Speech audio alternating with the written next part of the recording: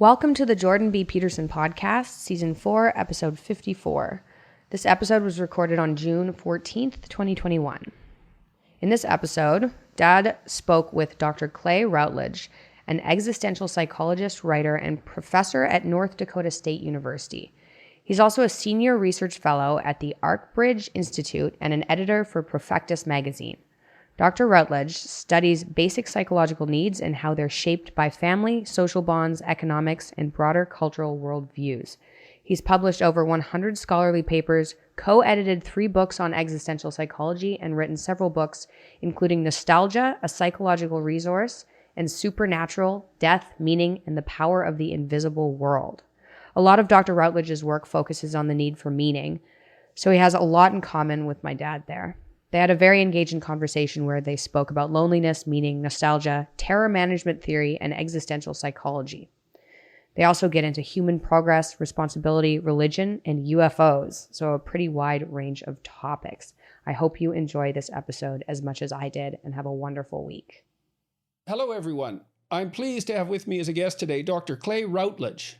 He's a faculty scholar in the Sheila and Robert Shelley Institute for Global Innovation and Growth, professor of management at North Dakota State University, and senior research fellow at Arkbridge Institute.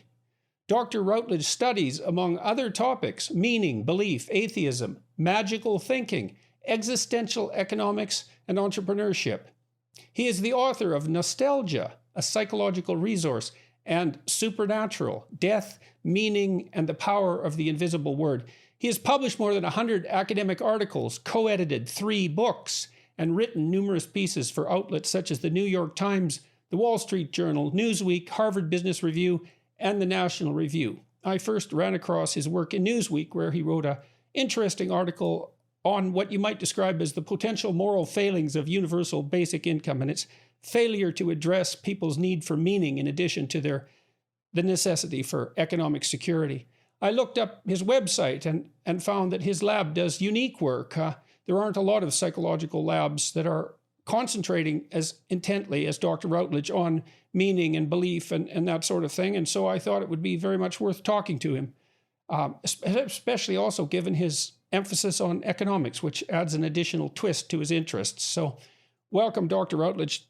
Clay, thank you very much for agreeing to talk with me today. Thank you for having me on, Dr. Peterson. It's a great privilege to be on your podcast. Well, so fill me in a bit. Tell me what your lab has been doing and how you got interested in doing what you're doing, and also how you managed it, because your research interests, I wouldn't say, are exactly center of the road by academic psychological standards. So, but you've been very successful with it. Yeah. So, I mean, I'm a bit of an atypical academic in a lot of ways. One, when I was in college, I didn't even think I was supposed to be there. I remember I had a high school guidance counselor who said, well, you're not college material, so you need to figure out a job that you can do when you graduate. But so why did he think you weren't college material? I'm a late bloomer. I wasn't a great student. This was decades ago, and now I'd probably be diagnosed with ADHD or something like that. I mean, I was just a very active young male who wasn't particularly interested in sitting still in classes and reading books and things like that. I wanted to be engaged doing active things. So I wasn't a great student, and but I think I was just kind of a late bloomer. And then by the time I graduated, and I thought, well, I should go to college. I should give it a shot. And I went to a local commuter college, and it pretty much worked, oftentimes full time, as like a security guard and a bunch of other jobs. I've done martial arts much of my life. And so I was a part-time martial arts instructor. Then I was just going to college. And I was actually originally a criminal justice major because I thought, well, I should probably do something like be a police officer, something a little bit more active. I wasn't really into that. Took a psychology class, which is common as part of a criminal justice major. And I was like, oh, wow, this seems pretty cool. And so I got interested in psychology. But even still, when I finished my psychology degree, I had no intentions of going to graduate school. I spent a few years actually working in outpatient clinical mental health and also in social work, which we can get into later, because I do think that some of those experiences have really influenced how I think about things. Just, the practical experience of working with people in the community. Sometimes it was because of severe mental illness. Sometimes it was just, people that had, real social dysfunction and, a lot of problems in their family and in their personal lives. Right. So you had the opportunity to do something that was clinical to bring your knowledge down to earth, so to speak. Yeah, absolutely. And I just had an undergraduate degree. I wasn't a psychologist, like a clinical psychologist or anything. I was basically a social worker or an outpatient caseworker, but I had, dozens of, clients that I was responsible for, kind of checking on them, making sure they were medication compliant or doing the things they were supposed to do as part of their treatment plan. And it was a very interesting and educating experience. I did that, but then decided, I want to go to school. I want to try graduate school. I had a professor who was, as an undergraduate, who she was very much like, you should go to graduate school. You would be great. It would, you would do really well. And, I just wasn't super confident about it. But then I took the GRE and I did, pretty well, I think. And I applied to I only applied to, I think, 4 programs. I got into 2 of them, and then I went to school at the University of Missouri. So that's a long way of saying when I started school, which was in September of 2001, then that was right when the 9/11 happened. Like, it was within my first week or 2 of classes. In fact, I remember I went in graduate school. In graduate school, yeah. In fact, I school. remember I went to this really, I had this ANOVA. Like, when you're in grad school, you take these quantitative psych classes. And I had a class, I think it was just called ANOVA. And, I was in this class, and then, it was kind of announced that, hey, there was this attack happening. And I saw some of it was unfolding before I left the house in the morning, but we didn't know what was going on. And then I was in this grad seminar, and our professor actually sent us home and said, everyone needs to go home. There's a terrorist attack, something happening. So this was at the very beginning of my first semester of graduate school. At the time, I was in more of a personality and social psych, like health lab. It was an alcohol lab. And so we were really looking at like very practical outcomes related to risky behavior, and as predicted by individual differences.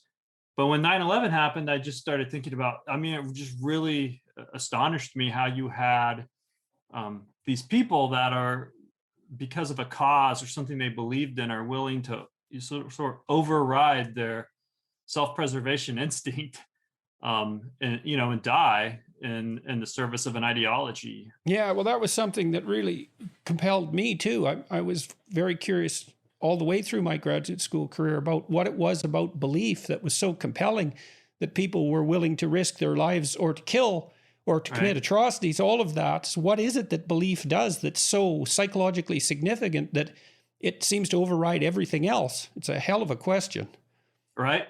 And so it just happened by chance that I was at the University of Missouri doing my, starting graduate school. And after this happened, and I was thinking about these questions, there was a scholar there, Dr. Jamie Arndt, who this was his whole area of research. He was in an area, I don't know if you're familiar with, called terror management theory. Yes. And so he was doing research in his lab, not on terrorism or anything like that, but on this notion of what does it mean to be an organism intelligent enough to be aware of the inevitability of your own mortality. Right. That's based on Ernest Becker's work, The Denial of Death, which is a great book. I think he's fundamentally wrong, but it's a great book nonetheless. He's wrong in a very interesting way, and he's a very, very smart person. So The Denial of Death is a great book. Yeah, and I'm familiar with some of the major researchers in the terror management area. I've met a couple of them, and we've had some discussions. Excellent. So that's how I kind of got started. And, so I ended up changing labs, which people might not, your listeners and viewers might not really know what that means, but that's kind of a big deal. It's kind of a dicey thing to navigate in graduate schools. You get accepted, typically you're accepted by a person to work with them in their lab.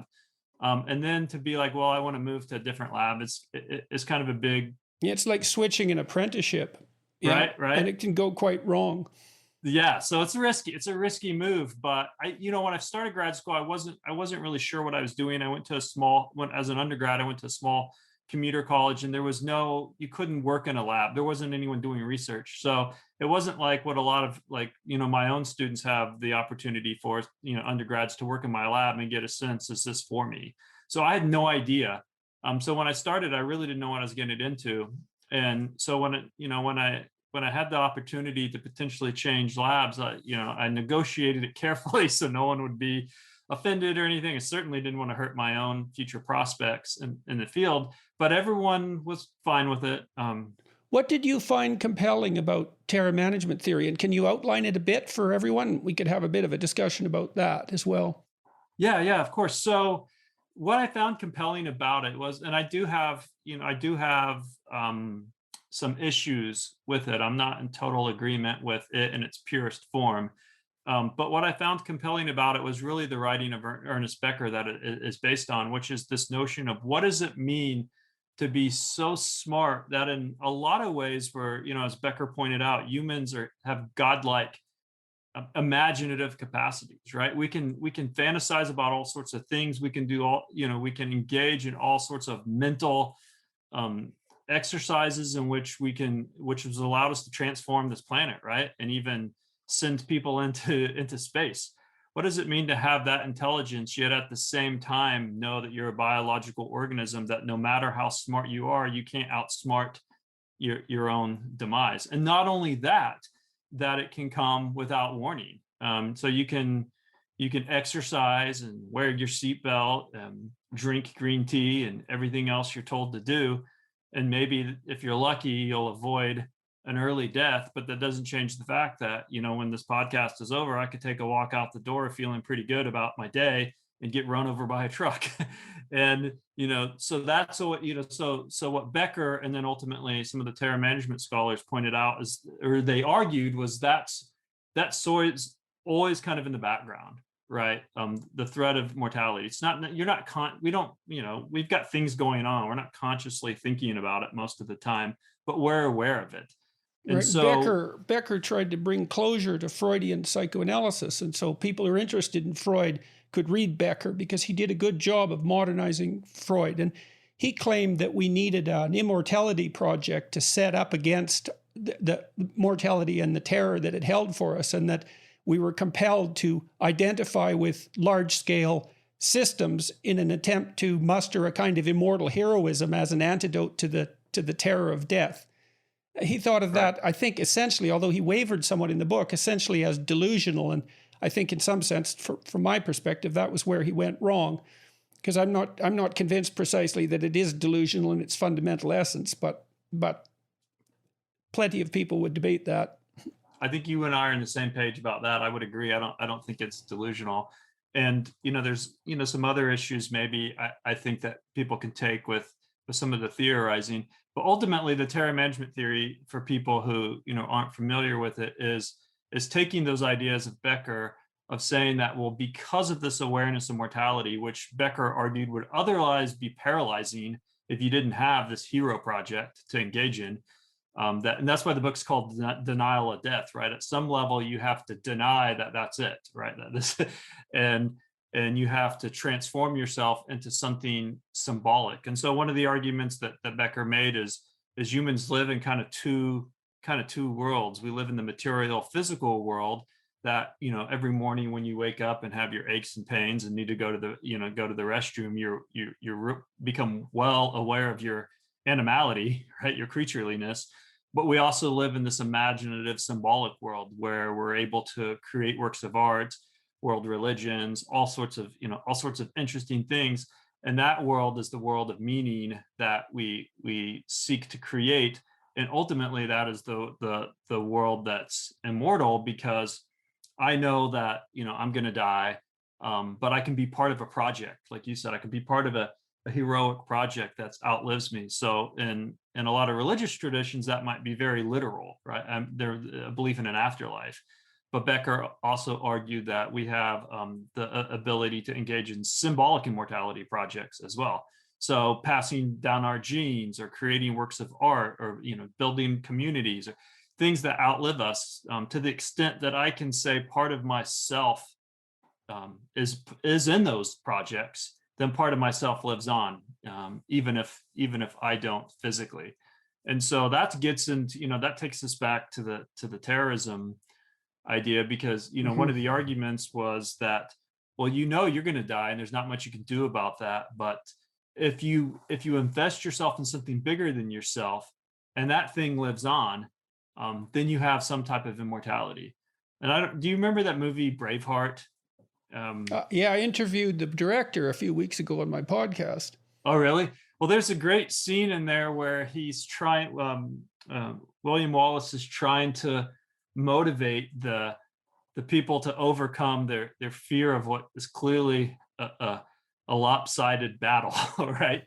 And he does, like, everyone, and he has this speech where it's like, you could all go home and right now, and maybe you'll live perfectly fine, complete lives, but one day you'll be old on your deathbed and you'll look back on this and maybe you'll wish that you would have gone for it, right? Because this is going to be a more enduring, meaning project than you just going home and having a normal life course. And so part of what got me about Becker, Becker said at the beginning of The Denial of Death that he never read Jung, and that was a big mistake, because much of Carl Jung's writing centered on the immortality project from a different perspective than Freud. Jung didn't consider the participation in the hero project as delusional.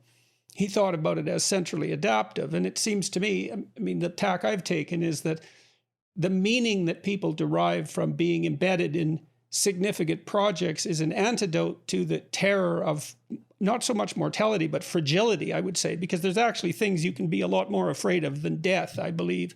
And that's not illusory. It can be, right? It can become delusional, but it's not reasonable for me to believe that the projects that we undertake, the heroic projects, let's say, even such things as raising a family, are the denial of death. They're an attempt to extract meaning out of finite life. And right. I suppose it's also too much of a cognitive theory for my liking, because it doesn't take other elements into account, like the existence of a religious instinct, let's say, or something like that. So despite that, I have a lot of regard for the book. I think it's a brilliant book. Yeah. No, I agree with you. But that's kind of how I got started. Is I entered this lab at the University of Missouri, and we were doing, so the idea was the people who started terror management theory, I think they wrote like a theoretical article or something and presented it maybe like at a social psychology conference in the early 80s, and people were like, hey, that all sounds really cool, but it's totally untestable.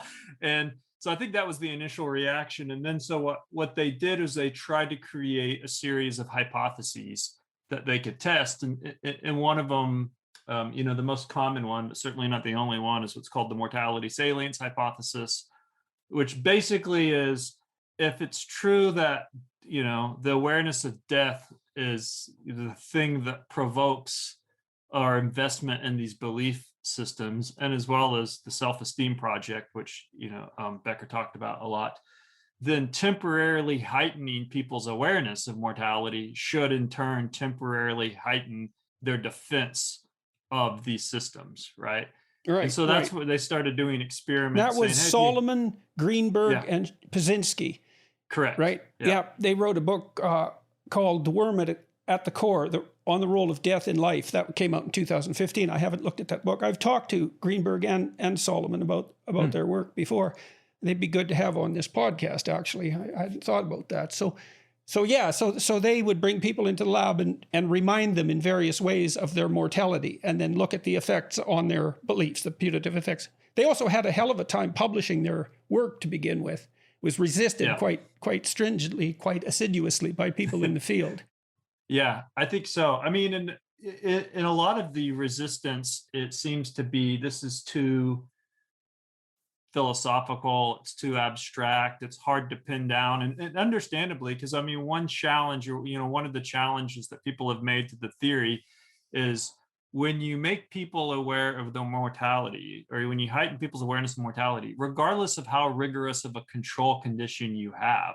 So you can say, for instance, well, maybe the problem with death is that it's it's separation, it's isolation, right? And so maybe it's really a social thing. Maybe you're being separated permanently from loved ones, and so what's triggering these defenses is something social. So you can try to control for social exclusion or things like that. But one of the challenges is, regardless of what type of control condition you have, by nature, death is it's a real thing. It's not an abstraction, and it's multifaceted. It's multidimensional, because you do worry about all these things, right? There are some Israeli social psychologists who were also Victor Florian. I don't know if you've heard of him, and Mario Michelintzer.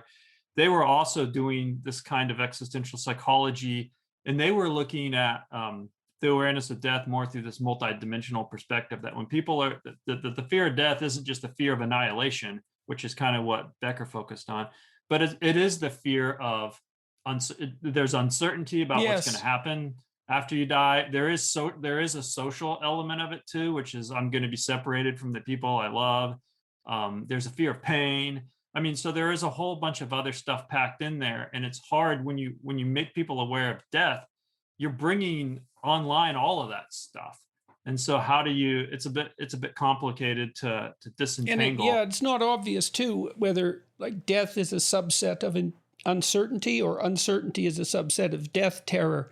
I mean, part of the problem with Becker's theory is that a lot of beliefs are actually representations of ways to act in the world that stabilize the world, right? So if you have a theory about something, you act it out and you get what you want, then you validate the theory and you indicate to yourself that your knowledge is sufficient to protect you from uncertainty. Well, the ultimate uncertainty in some sense is your annihilation. I mean, you can make that case, but you can't say that all belief systems function to specifically inhibit the fear of death. I mean, he would say that that's the worm at the core, which is, of course, what Solomon, Greenberg, and Paszynski talked about in their book. But I'm not even completely certain of that, because, like I said, I think there are things that you can be more afraid of than death. Pain might be one. Yeah. So so I agree with that. So there are the kind of hard line terror management people that take the position you just articulated, which is, this is it. This is the core. This is the core existential issue. But then there are people more like me who sees death as one of a number of potential existential threats. And in addition to that, even though early on in my career, because I worked in the terror management lab, and so we were largely running these types of studies where you make people aware of their death, and then you measure a bunch of things. After that, I really started getting more into what I would consider a more complete existential psychology. And this is an oversimplification, of course, but you can kind of think of existential psychology as having like a dark side and a light side in some ways. And terror management and Becker, that was kind of the edgier dark side, which is ultimately what meaning about is it's a defense system, right? Like, people are afraid. People are aware of these vulnerabilities, and it makes them afraid, and so they dogmatically cling to beliefs in order to reduce that fear. So that's right. So it's an extension of Freud's notions of religious belief as a defense mechanism, and you can see the Freudianism slipping through there. And that is the issue: what's the difference between a defense and an adaptation? Right. And on one hand, culture, you could say that your identification with your culture allows you symbolic immortality, but you could also say, it builds your house so you don't freeze to death in the winter too, right? So it's not just symbolically preventing your death, let's say, or protecting yourself against your fear of death. It's actually stopping you from dying, which is not a trivial issue. Right, of course. And so there, and then there's the second side is, what we might call the light side, which is more of what people might be familiar with in the positive or humanistic psychology tradition, which is humans aren't just trying to defend, they're not just in this defensive mode. We also are explorers. We're growth oriented, right? So part of what we're striving for isn't just to defend the world as we know it. It's to create new beliefs and to explore new ideas. And so, even when I was in grad school, because there were some positive psychologists in the department, and then I was in this terror management lab, I had the opportunity to work to collaborate with different people. That was what was great about our program, is they very much encouraged people to go work with other professors. So even starting in graduate school, I was starting to explore the tension between psychological defense and psychological growth motives. And so this idea is that you need both, right? Because like in artistic or creative pursuits, sometimes you can do things that bring you so outside of the structures that provide protection, that provide psychological defenses, that they can leave you very vulnerable, right? To anxiety and to chaos, right? As you know. And then so you might kind of retreat a little bit, look for your protection. And so balancing that. Yeah, that's just like when a child, you see this in children. I mean, when they start to explore, they move out away from usually their mother, but it can be anybody they're stably bonded with. They move out to explore until they hit a threshold where the fear of being isolated overwhelms the compulsion to explore, and then they run back to be comforted, and then they explore next time a little bit farther. And that meaning that's associated with exploration isn't the same thing as dogmatic protection from uncertainty, right? So there's at least two things going on there. There's the orienting that dogma gives you in the world, which is your crystallized knowledge, let's say. But there's the meaning that's intrinsic in extending that knowledge that also seems it's like an existential antidote to suffering and to even to mortality salience, because you get lost in that, right? And you get immersed in that, engrossed in that. And that's central to the idea of meaning, I think. Yeah, totally. I totally agree with that. And so I became very much interested in that. And, I was using these kind of self-regulatory models of like approach, avoid, behavioral inhibition, behavioral activation, right? And so that was something I became very interested in, was what shifts people towards, a threat shifts people towards defensiveness, right? Because you face a threat and then you're like, well, now's not the time to be super creative or open-minded. Now's the time to be vigilant, right? To shrink in a little bit. You saw that after 9/11. Right. Everyone was shell-shocked and retreated for a while in a state of surreal existence. Right. Yeah. So that's kind of how I got started in existential psychology. And then I ended up, this is going to seem like it's a bit off message, but it connects, which I ended up studying the psychology of nostalgia. And it turns out there wasn't, there's a long history of theoretical writing and, kind of case study and anecdotal writing on nostalgia, speculating things like it's a neurological disease to it's a form of repression and all these different things. But there wasn't really much empirical research on it, except in the area of marketing. And marketing researchers were doing some neat stuff, but they weren't interested in kind of getting down to the psychological mechanics of nostalgia. Instead, what they were doing was just seeing, does nostalgia predict consumption, right? If you're nostalgic for something, do you want to go buy it? But why? They weren't really answering why. So I started doing research in the psychology of nostalgia. Again, this was in grad school. And part of my motivation for that was similar to the ideas we've been talking about. People turn, just like people are aware of our ability, our temporal consciousness, right? Our ability to move the self through time allows us to go into the future and think about our mortality, as we've been talking about. So that we think that's somewhat unique to humans, right? That we can think long into the future and think about a future without us. And so what I thought was, interestingly, that might provoke us to turn to the past, because if I'm thinking about a future and it makes me anxious or uncertain, I can look to the past at meaningful memories, and I can kind of comfort myself to be like, no, I have had a good life. I have people that care about me. I've done interesting things, and that can make me feel that can kind of reinstate or boost my meaning if I'm feeling potentially meaningless because of the inevitability of my mortality. So that's why I started studying nostalgia as a psychological defense. But what's cool about doing research, as you know, is you might have ideas of how things are, And so you propose hypotheses and you test them. But then there's also this kind of discovery process, while you're doing a bunch of studies where you're looking at the data and you're just thinking, oh, wow, there's a story here that I missed. And what I was finding when we were doing nostalgia research is we were asking people to detail in writing a memory that makes them nostalgic. And so we have all these like long narratives of people talking about nostalgia. And one thing that I thought was interesting, but did not expect, was how much of these narratives were actually kind of future focused. And what I mean by that is people would say things like, when I was a kid, I used to spend summers at grandma's house. And it was, this was awesome. And this was a great time. I'll always cherish these memories. It makes me sad that my grandmother's no longer alive. And so that's gone. I can't return, I can't return to that experience, but it makes me hopeful for the future because I want to do that for my grandchildren someday. And so what I saw in a fair amount of these nostalgic narratives was this kind of self-regulatory processes where people were like dipping into the past to bring to mind a memory that they found particularly meaningful. And that felt that was comforting. It was also a little bit sad. Nostalgia is an ambivalent emotion. But then they were using, that was inspiring them, like that was motivating them. That was saying, you know what, that was special.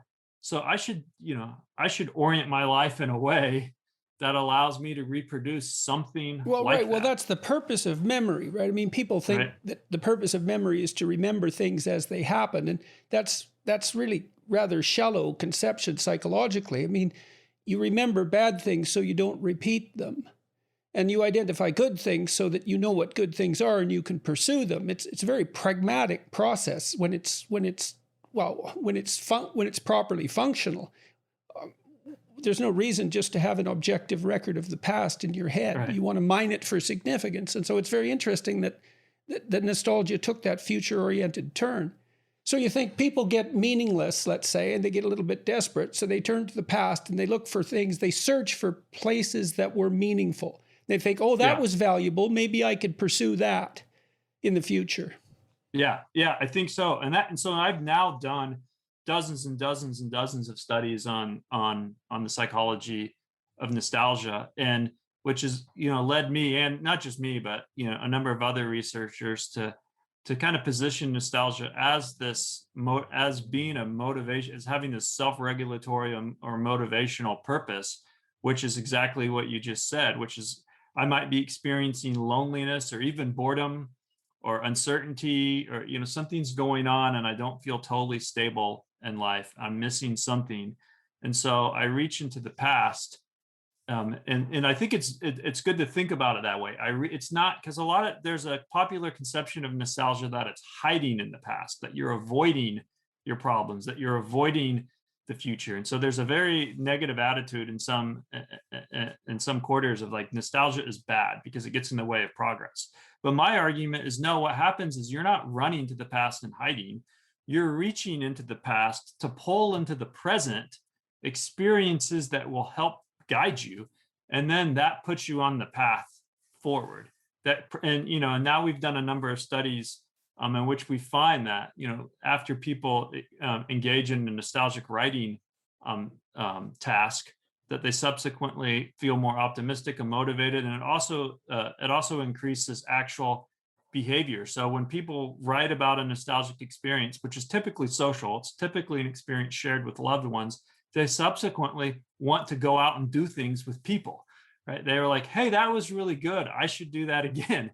And so I think that really got me thinking more about this, not just a growth-oriented approach, but that people move back and forth between defense and growth, right? And the nostalgia you could also imagine that could become pathologized like anything, I mean, if people fantasize about what they want, and then out of those fantasies, they can derive goals and begin to act in relationship to those goals, or they can just spend more and more time elaborating the fantasies and not moving at all. And that can lead to delusional thinking if it's taken to an extreme.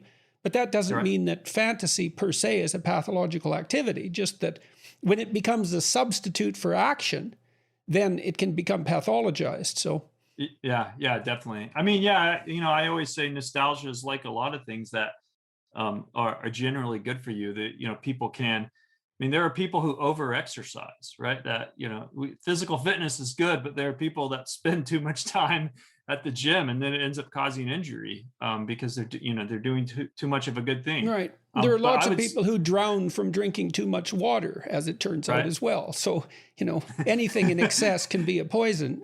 Yeah. So I'd say for the typical person, nostalgia is a relatively healthy activity that helps them kind of figure out what's important in life. Do you know what elicits it in particular? Is it loneliness, or what? Are there particular eliciting factors? Yeah. So there's two general classes of nostalgia triggers. One is very obvious because it's just, what we call sensory inputs, which is you hear a song come on the radio, or somebody puts like a photo up on social media. And so that's a direct trigger of reminding you, right? The smell, right? Scent, yes, scent evoke nostalgia is very powerful. So there's those, what we call direct triggers. And then there's what we call psychological triggers, and they tend to be negative affect. Typically loneliness, but other things as well. So we've done this where we've used like emotion inductions, where we've had people watch video clips that either make them happy or sad or have a more neutral affect. And so it's not just the case that any emotion provokes nostalgia. It tends to be negative emotions. So when people feel sad, when they feel loneliness, when we ask people, loneliness is the most common trigger. But we've also looked even at boredom. We've done these experiments where we have people do these really, really boring tasks where they're just spending a period of time writing down concrete mixture, the formulas for concrete mixtures or things like that. So it just seems like a meaningless task, which subsequently increases nostalgic feelings. We've looked at meaning threats. We've had people read existential philosophy essays that remind them of how insignificant their life is, and that increases nostalgia. But because of the social nature of nostalgia, and that is, most nostalgic memories do involve time spent with loved ones. So, do you suppose is that an analog? Do you think of the security-seeking behavior that we discussed a little bit earlier? When a child goes out and explores and then hits a wall, they return to something comforting. And, almost all higher cognitive functions are elaborations of something that's much more basic. So, I mean, affection between adults looks like it's an elaboration, like deep affection. It looks like it's an elaboration of infant attachment circuitry. And so you make people bored, or you put them in a bad mood, and then they return to the security of social interactions in the past. And you could think of that as purely defensive, but it also indicates to them what they did find meaningful, and they can use that in a positive way. Yeah, I think exactly that. I mean, in fact, we've done some work looking at nostalgia and attachment theory, and it does seem like nostalgic memories they're basically bringing online these attachment schemas, these frameworks that people use. And in fact, when you look at interactions between people's scores on attachment scales, it is the people who score high in attachment security, or what modern psychologists would say low attachment anxiety or low attachment avoidance. Right. So these are healthily attached people who had decent maternal relationships, and that's another indication that this isn't psychopathological. Right. So those people get the most social benefits out of nostalgia. One, when you look at the content of their memories, people who are high in attachment security, those people their nostalgic memories tend to be more social, and they tend to be more intimately social. So what I mean by that is, if you ask somebody to write down a nostalgic memory or to just share with you a nostalgic memory, for nearly everyone, it's social. But if you look at the writings of people who are high in attachment security, they tend to get into more intimate or more detailed. It carries more themes of love and like strong body. And so again, like the attachment system, they're really saying they have these very deep, secure bonds. They approach Be interesting, relationships. to see if people who are indulging in nostalgic memories that are associated with attachment, to see if they're more analgesic to pain. Because Yeah. that loneliness and social isolation look like they're pain-related phenomena, at least according to people like Jaak Panksepp. And so hypothetically, bringing to mind a social attachment memory that's deeply meaningful should make you more pain tolerant. We used to use this thing that I referred to as a finger crusher, which it wasn't. It was just a weighted blade, dull blade that pushed on a finger here, like that. Yeah. And then the pain sums across time until you tell the people, take your finger out when you think a reasonable person would. And you can ask them, when does it hurt? And then you can measure when they take it out. And you could do it with a couple of fingers to get a good, repeated measure. And we tested, I never did publish this study, but we tested at Harvard with an undergraduate. We had people interact with a dog. They had to like dogs, and then tested them for analgesia afterwards. And they were more analgesic as a consequence of interacting with the dog. That's interesting. Yeah, no, that would be a really cool study. It's not the same thing, but and this isn't research I did, but there were some researchers that looked at nostalgia in the context of actual physical feelings of warmth. And the idea was kind of like what you're talking about, like we associate relationships with comfort and warmth and emotional warmth, right? And so they did things like manipulate the temperature in the room, in the lab, and then had people kind of estimate it. And people in the nostalgic condition thought their room was warmer. And yeah, I would say that is analogous, and that's a good example too of how these sources of meaning are not merely cognitive, right? I mean, one of the things that I studied pain responses for quite a long time in their differentiated form. And so frustration produces a pain-like state, disappointment does, grief does. And people use tactile contact as a mediation for pain and for grief. And it's about the only thing we know of that's actually useful for grief, real touch. And one of the people that was affiliated with Panksepp did massage with premature infants in their incubators and accelerated their growth up to the rate of normal neonates. And the effects, this was 3 10-minute massages a day. The effects were measurable 6 months later in terms of physical and cognitive development. And so these aren't precisely cognitively mediated meanings. They're really embodied. It's interesting though, because you can call them to mind, which is a abstract cognitive representation of something that's much more physical and tangible.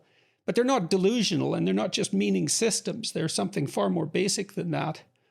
Right. Do you know what the state of the science is on? I remember years ago there was a lot of excitement about some social neuroscientists that were arguing that social pain, the neurosystems built upon the same frameworks as physical pain, and so maybe that you could even, I think they were doing studies where they were giving people like acetaminophen, or I can't remember. Yeah, that was Baumeister. Yeah. I don't know what the status of his research was, but I regarded that as pretty well established. I mean, if the pain system is very, very ancient from an evolutionary perspective, you'd expect it to have branched out and differentiated into all sorts of higher functions. And if you look at the drugs that affect response to frustration, disappointment, grief, they tend to be opiates. So that's another line of evidence. That's all documented quite nicely in Jeffrey Gray's book, The Neuropsychology of Anxiety, because he talks a fair bit about the difference between pain so that would be physical punishment, and what it elicits as a state, which would be pain-like, and anxiety, say, which is elicited by threat of punishment and not punishment itself. And opiates are good at moderating punishment-like responses, pain, essentially. So I think it's well established in the animal literature. Some of that, the human researchers cottoned on to that, but it was the animal researchers who nailed it down. Yeah. So that's kind of the area that I started doing work, nostalgia specifically, that kind of branched me away from just thinking about, well, we're doing these kind of defensive studies, right, where we threaten people and then see what they defend, both in Did you terms of ever, just out of curiosity, another thing that would be interesting is that if nostalgic memories of attachment ameliorate feelings of depression, because depression looks like a pain phenomena as well, at least in some of its manifestations. Yeah, so I don't know if I haven't done anything looking at actual like clinically depressed people. So most of the nostalgia work I've done has been in, for lack of a better term, what we call the normal population, right? So I haven't, done work with clinical groups, but certainly in our research among, the normal population, we find that nostalgia does have effects that you would predict would reduce depression, because it does reduce loneliness, it does reduce negative affect, it does reduce anxiety, it increases positive emotions, and it does things that that counter depression, like it increases optimism and inspiration. So, but it's an open question about, well, what if you looked at severely depressed Right, people? but How no, would they? all those pieces of evidence that you cited do suggest that at least with normative levels of depression, it would have an ameliorating effect. So yeah, and there, that is I know there is a whole nother literature on reminiscence therapy, and the stuff we've done has been more experimental. But I think that I think you could certainly connect nostalgia as a big part of the reminiscence therapy. The reason I think that we haven't really is because a lot of the reminiscence therapy people, they're not particularly interested in basic scientific questions, so they're not trying to tease apart the specific cognitive and affective mechanisms. They want something that works. Right, so they kind of deliver a whole package, and so in the reminiscence therapy work, a lot of it is what we would consider in the experimental world kind of confounded, right? Because they're doing a bunch of stuff at once. They're bringing to mind nostalgic memories, but they also typically are in the context of a group setting where they're talking to other people and sharing memories with other people. So then, you have to get into, well, is it the nature of this conversation that they're having with people where they're talking about, things that are really important to them, or is there something specific about the actual memories that they're engaging in? But what I think our research does is it complements that by saying, well, if you just isolate the experience of bringing to mind the nostalgic memory in a laboratory cubicle where people are by themselves, and you get these positive effects, it suggests that at least part of what's happening in reminiscence therapy is this individual level experience of bringing nostalgic memories to mind, revisiting, reconnecting with them. And then I'm sure it only helps if you have the opportunity to talk about those memories with other people and share those memories.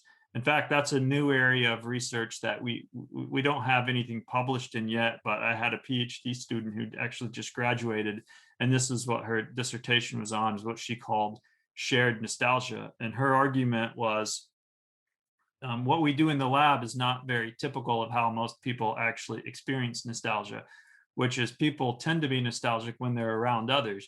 You get together with family members and you talk about memories. You, especially in the context of loss, you go to a funeral, or what do? You're sad, of course, but then you talk about memories you shared with that person, and oftentimes people are laughing and trying to honor that person's life, but also trying to connect over the meaningful memories you had together. So a lot of nostalgia. It reminds you of your affiliation with those other people too, which would be a great thing to have happen when you're experiencing a significant loss. Yeah, absolutely. So I do think that there's some more research to do in that area, and like I said, we're just kind of getting started into how do people actually share nostalgia, and might it serve even beyond the individual and beyond like the more interpersonal relationships.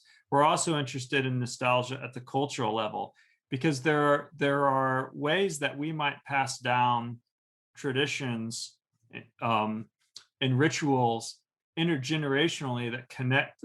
So I might have a lot of things that are different in my life and the experiences that I've had at the time period in which I grew up than somebody 20, 30, 40 years older than me.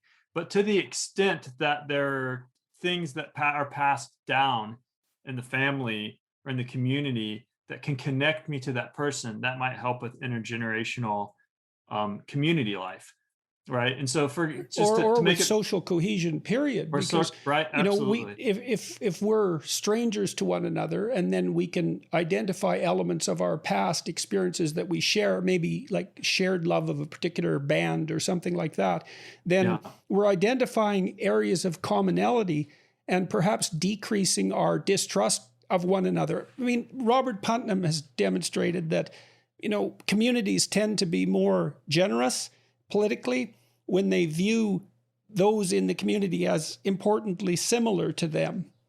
And so you can imagine that going through the search for a shared past and identifying commonalities might be also a way of generating a shared history across time as part of what unifies people together.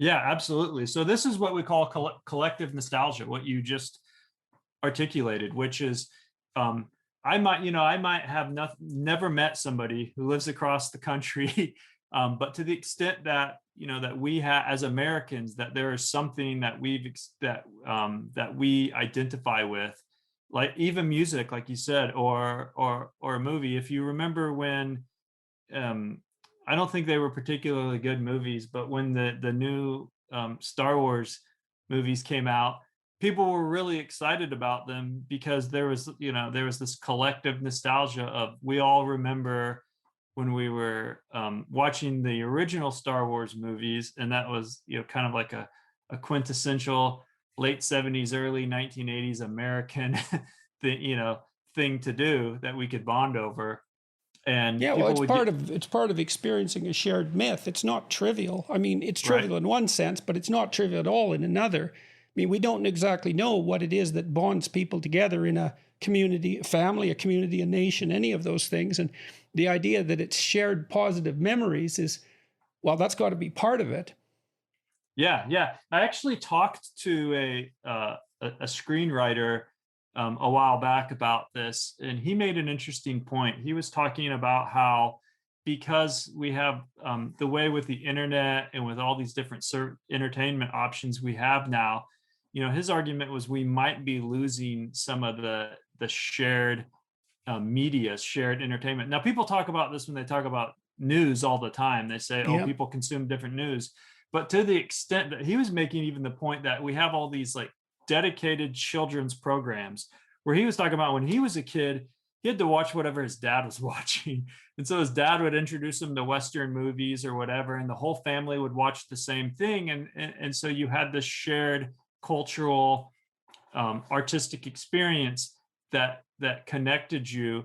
But now he's like, the kids might be in the back seat of the car, each with their own screens, watching totally separate things, and you're listening to your own thing, and the whole family isn't crowded around the TV together in one room sharing the same experiences. And so we might have very, very individualistic, very tailored media experiences that make it harder to have those socially connecting entertainment Yeah, yeah. Well, it makes experiences it that you're harder to talking about. communicate too, because to communicate with anyone, you have to mostly share their experience and then talk about a little bit of variation. I mean, if you're totally opaque to one another in terms of what you've experienced, there's so much to talk about that you can't even gain a toehold.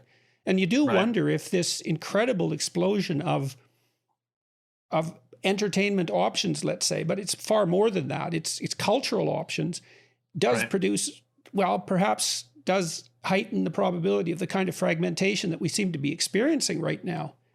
Yeah. Well, that might be why every now and then something's popular enough to where not everyone, but a decent chunk of people rally around it, and it becomes the thing everyone's talking about. So like Game of Thrones, it might be an example where there's some kind of program that is either so well executed or just delivers the goods in whatever way, whether it's a movie or television show, where enough it becomes a cultural phenomenon. But a lot of the times it's not that. Especially, I don't know if you watch like streaming like Netflix or things like that, but like you can now you don't even have to turn on, it's not like we all have to turn on the TV on Monday night at 7 p.m. if we want to watch something, because that's our chance. Now I can watch a show that you watched 5 years ago. So not only is it the case that There's a ton of options. They're delivered at, individual times, right? I can what do you call it when people binge? I can binge watch a show that, you're not going to watch for another year if you watch it at all. And again, I don't know if they're, Well, I'm it's not very trying to peculiar too when you think right? about it that we have the opportunity to. You think about something like a Marvel movie with that costs hundreds of millions of dollars.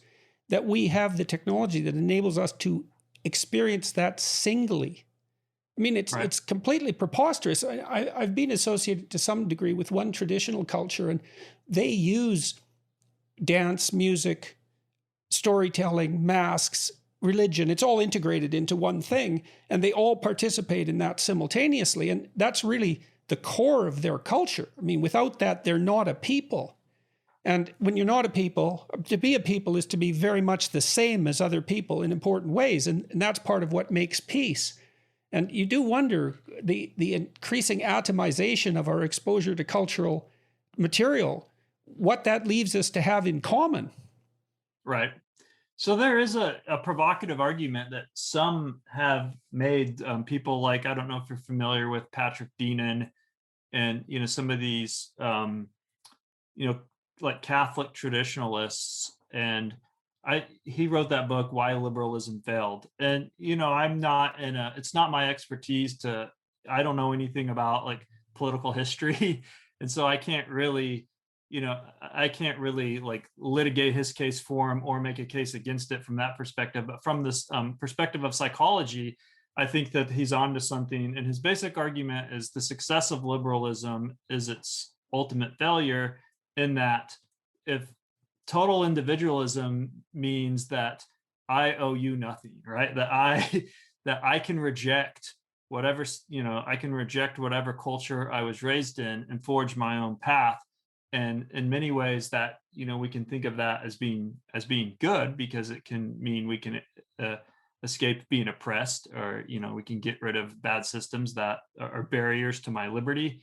But at the same time, that also means there's, it's the atomization that you're talking about, that it can be very alienating, and it can get to a point where what he calls anti-culture, which is, it's not just individualism is another culture, which is what cultural psychologists, tend to argue, that there's collectivist cultures and individualistic cultures. His argument is that it's an anti-culture because it's a rejection of culture. And again, I'm misrepresenting his, I'm certainly oversimplifying it. Maybe I'm misrepresenting this case a little bit, but that's just one example. Well, it's at least an open question how much we have to have in common with one another to live in something approximating mutual understanding and peace. I mean, it can't be nothing. And the people I don't attend church, but I have some close friends who insist upon its utility and who are very intelligent people. And part of the argument they make is a cultural argument. It's like, well, at least for 1 hour a week, cynical about that though you may be, the entire community is doing one thing that's the same. And so there's a point of focal union there. And of course, the churches used to be the center of the towns and orient the town towards temporality, all of those things. And so we don't really know what we've lost when we lose those shared rituals and shared beliefs. Right. And we don't know what we've lost when part of the reason we've lost it is, of course, people don't believe. And so people are becoming non-religious. But, I have an argument that, part of belief is a kind of an individual difference. And so it could be the case that there's always been varying degrees of people who are extremely committed to a faith versus people who just tend to be more skeptical, regardless of the state of scientific knowledge. And this gets to, what some people have argued is like the extreme male brain idea. And, is it related to interest in people and interest in things? Correct. Right. Oh, good. I always wondered about that. Yeah. So the people who are interested in things are much less likely to be religious believers, I would presume. Correct. So there is an argument that some people have made that that religion is very much relies on social cognition, right? Or relies on the same neural processes involved in thinking about people, like you just said, because to spirituality, you have to animate the world with minds in a way, right? You have to anthropomorphize, you have to, so you could have in fact, in some cultural traditions that, we have our big five personality model, of course, but in some cultural traditions, they have a spirituality dimension of personality. It's recognized that people just naturally vary. In the West, we tend to be a little bit more blank slatist about religion. People tend to think, well, you just decide to be religious, or you were Right, raised that it's religious, just a matter of cold cognitive belief rather than a right? temperamental proclivity. Right. So, but at the same time, we say things like people have a calling, or and maybe secular people don't say that, but but people kind of recognize that there's individual differences in what people. Some people are good artists, right? Some people are just more artistic. Some people are just more likely to see the world as a little bit enchanted, whereas others are just more naturally skeptical. And so let's just assume for a second that that's true, that there's this individual difference that's always existed, where you've had some people that are just more interested in things, like you said, and so they might even be somewhat at the extreme. They might even be somewhat mind blind. Religion might not even, Right. they might not even totally understand it because they can't really tangibly grasp it. Whereas other people are, they can see the world as more magical. And even so, if that's always existed, then what you might find is, in the past, when we had a less individualistic culture, everyone went to church, not because everyone necessarily believed at the same level of commitment, but people didn't have this attitude of, well, I'm not going to go because I don't believe. People had more of a, well, this is the thing that we do. Well, it was also the case, I think, to some degree, that, part of the reason that we don't believe now is because we have a variety of things we could believe in.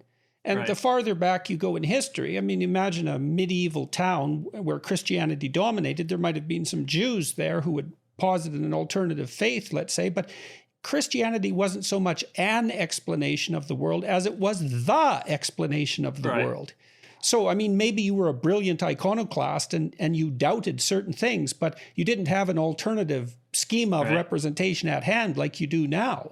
So, Right.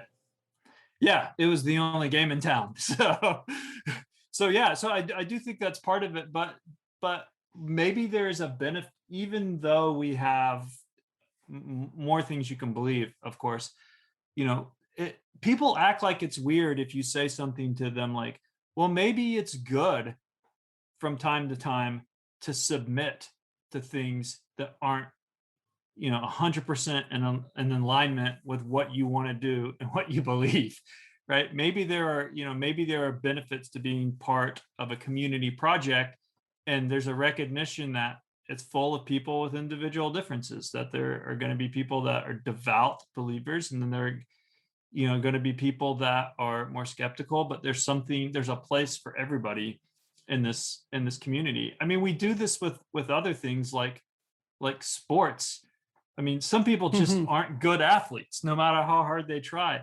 But at least in American culture, and I assume it's the same and similar in Canada, we think that kids should have a go at it, and we think that it's okay if you're not naturally gifted. It's good for you. There's benefits from participating in physical activities, and it's fun, and it's a way to have teammates and to connect with people and to maybe learn leadership skills, or learn what it's like, how to win and how to lose. And you learn all these life skills. And it's fine that some people aren't that, just aren't that good at it, or kind of clumsy or whatever. And so I'm not trying to say that religion and sports are by any means the same thing. But the point is, in other domains, we recognize that there are individual differences, and that doesn't preclude them from participating in the project, and that there might be benefits for having a more, I mean, I know this is a loaded term now in academia, but inclusivity, but there might be benefits for being inclusive and saying that there's a place in religion even for people who are more skeptical. And I do think that might be the case. I'm not 100% sure, but I do think that might be the case outside of the Western world. Again, I think in the more individualistic cultures, we're more apt to say, well, what do you believe? What do you think as an individual? What do you want to do? As opposed to what is your duty to do? Or what Yeah, is and what's your relationship to the collective? correct? Well, you could also imagine that it might be something like a difference in fundamental cognitive metaphors as well, and those could be different niches. So imagine that so just for the benefit of the audience, the biggest difference known between men and women in terms of individual differences is interest in people versus interest in things. And men are more interested in things and women more interested in people. On average, the difference is about 1 standard deviation, which is very large by the standards of such things. And so you could imagine that maybe it's more acceptable, more understandable for people who are primarily interested in things to view the world mechanistically. Whereas, so that's a metaphor, the world is a machine. And there's a kind of determinism that goes along with that, but also a logical analyzability and a reductionism and a decomposition that would all go along with tool formation, let's say. Whereas you could also visualize being as a spirit. And that also makes sense because the community in some sense is a spirit and other people are spirits. And so, and animals are spirits. They're personality like. And so to view existence itself as characterized by personality would be a different approach, but one that would have its benefits and detractions just as viewing it like a machine might. Right. You know, I'm often struck by the fact that, you know, it seems to me that engineer types are more likely to be critical of mythology and narrative, religious in nature, particularly because it doesn't align with their mode of thinking, but they tend to pick up their mythology in the form of, say, science fiction. It comes in a more implicit level. Right. You're actually getting to to a series of studies that we did looking at this. So there were some surveys that came out a number of years ago that found that the more secular people were, the more likely they were to believe in UFOs. And when I say that's UFOs, perfect. That goes along with Jung's analysis of visions of UFOs in the sky, right? He thought those were replacements for religious revelations, the angels essentially descending from on high. Yeah, exactly. Michael Shermer and I talked about this because he's written about this before. That he's got a great quote that UFOs are like deities for atheists, or I can't remember exactly what it was, but it was something to that effect. But there's these surveys that find that the more secular people are, the more likely they are to believe in UFOs, and not just UFOs in the sense that, well, we don't know what these things are, but they're likely to believe that there's intelligent alien life among us. So they're really taking a leap of faith. So that those surveys existed, but what we were interested in our lab was, well, to what if religion is about meaning, which there's a lot of studies looking at the existential benefits of religion, including meaning making. We're like, well, if a religion's about meaning, and people who aren't religious might be more vulnerable to not having meaning, and thus more likely to be searching for meaning. Would they be more likely? Would that explain why they're more likely to believe in UFOs? So, in other words, from like a methodological point of view, what we did is we looked at this correlation between lack of belief in religion and a positive belief in aliens to see if it was mediated, see if that relationship is mediated by these meaning making variables. And so there's these measures that maybe you're familiar with called the presence of meaning, which measures to what extent you actually see your life as meaningful. And then there's another measure called the search for meaning, which is basically to what extent you're currently looking for meaning in life. They tend to be negatively correlated, not always, but it makes sense that they are, because the more you feel like your life is full of meaning, the less in need you are to go look for new meaning.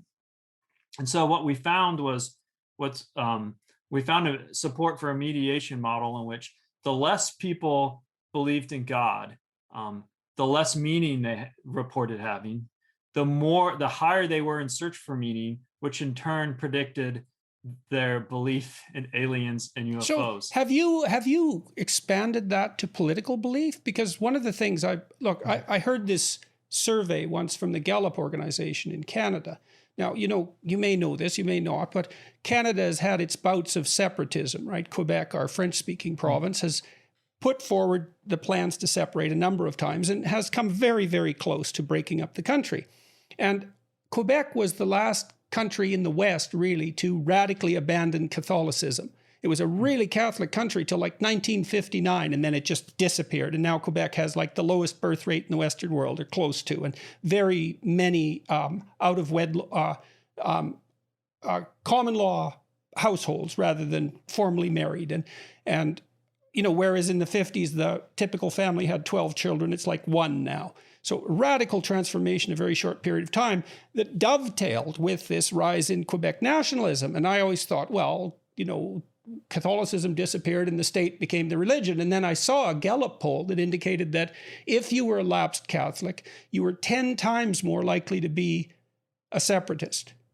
I thought, well, there's evidence that when the religious instinct falls out of the religious domain, it plummets down to something like the political level. And then the political becomes religious. And so you're seeing that people who are less formally religious. So, and do you distinguish between dogmatic belief and spiritual belief? Because that's often distinguished. But in any case, they're more likely to believe in these extraterrestrial events. Any work at all on the political end?